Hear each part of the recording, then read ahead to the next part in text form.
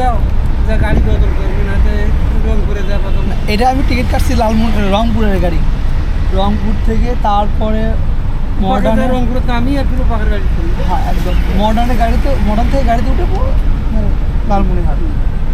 মিষ্টি আমরা আমরা আমরা